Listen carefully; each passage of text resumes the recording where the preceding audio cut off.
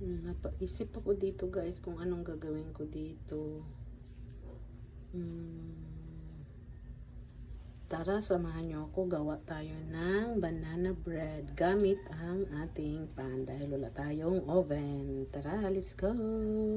Umpisahan na natin yung snacks natin.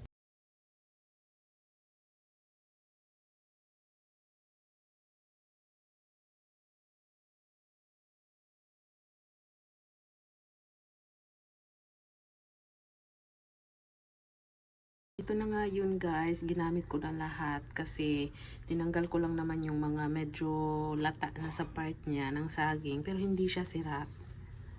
Okay pa to. Kaya lang, inubos ko na. Sayang naman kung itapon ko lang.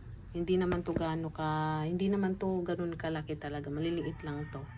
Kaya inubos ko na. So, samahan nyo ako. Mag-prepare tayo ng merienda. Atin siyang durugin gamit ang tinidor. Ayan.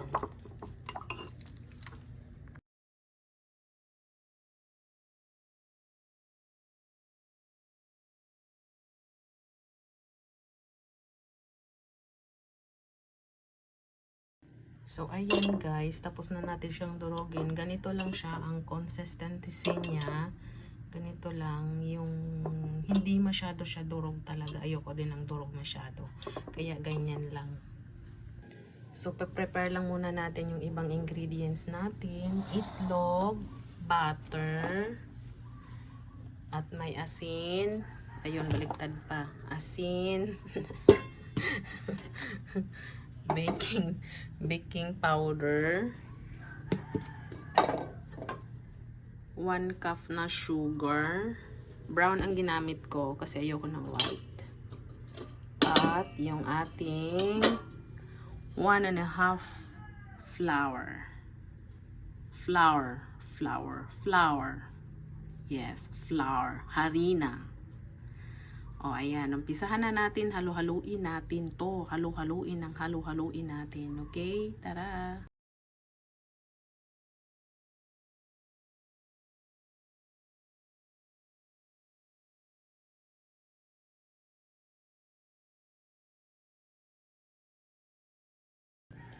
Well, tapos na natin siyang paghaluin lahat ng ingredients. Ilagay natin siya dito sa ating pan. Since hindi ko nakita yung aking parchment paper, kaya nilagyan ko na lang yan siya ng butter. Yan, salang muna natin yung ating pan para iinit siya talaga. O ayan, malapit na siyang uminit. Antayin lang natin siyang uminit talaga. O ayan. Ating munang i-off yung ating apoy.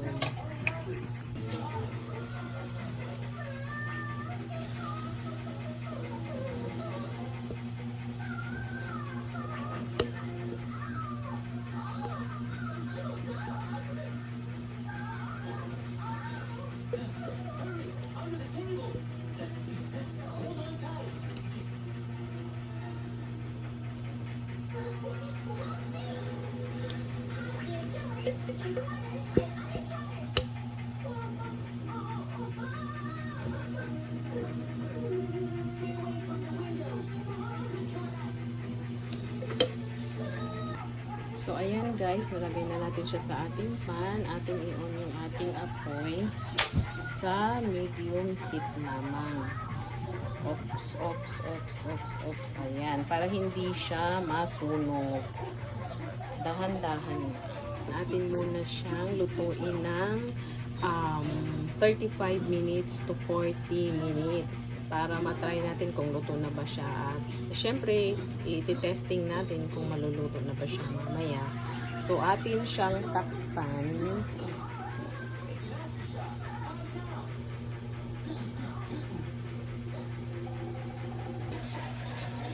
So, atin muna check kung luto na siya sa pamamagitan ng pagtusok ng ating chopstick. Okay, luto na siguro siya guys kasi wala naman na tayong nakitang buo-buo. So, tingnan natin. Ayan. So, ito na nga yung resulta, guys. Medyo sunog siya ng konti. Pero tanggalan lang natin siya dito sa ibabaw.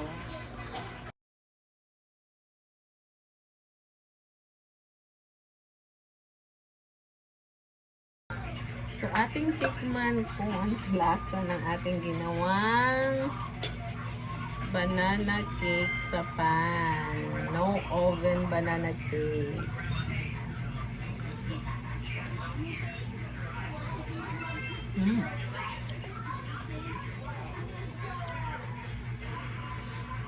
Sarap siya, guys.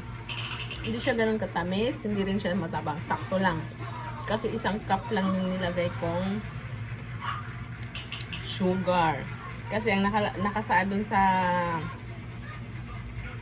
formulation niya is 1.5.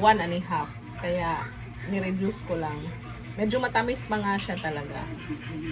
Masarap siya sa umaga. Ito gustong-gusto ko talaga. Sarap.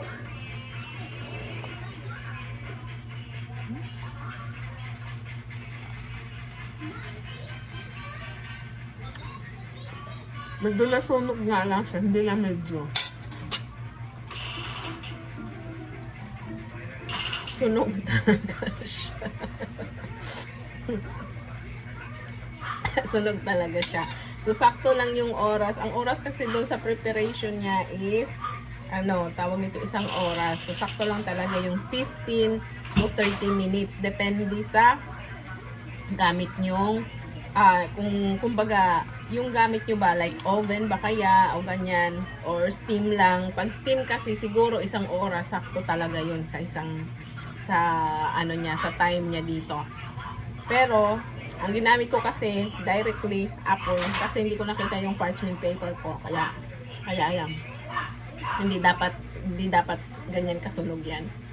Direct kasi sa, yan yung sa, balat talaga ng pan, kaya, direct yung apoy, sunog siya. Pero kapag kaya ito, ganito lang siya.